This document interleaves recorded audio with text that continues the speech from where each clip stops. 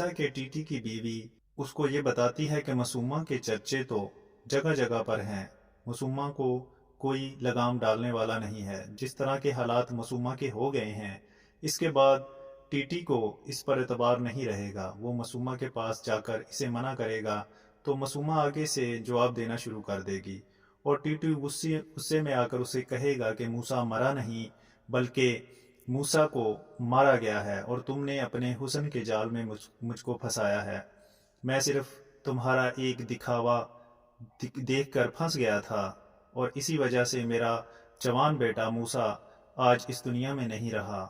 اصلیت T کے سامنے آ جائے گی، وہ معصومہ کو اگنور کرتا جائے گا۔ معصومہ کی زندگی پہلے ہی کافی بری چل رہی تھی، ایک جوئے پہ زہیب کے نام پر لگانا چاہتی تھی۔ زہیب جس کی اس کی ماں کی اس نے بےزتی کی تھی، زہیب اسے بدلہ لینے کے لیے اس کی ساری دولت جو اس نے ٹی سے جمع کی تھی وہ ایک فراڈ کمپنی میں لگا دے گا، اور اس طرح سے زہیب اس کا سارا پیسہ برباد کر دے گا، اور معصومہ جو کہ سب کو اتنی بری طرح سے دھوکہ دے رہی تھی، وہ خود اپنی زندگی اپنے لیے سزا کے طور پر جیے گی۔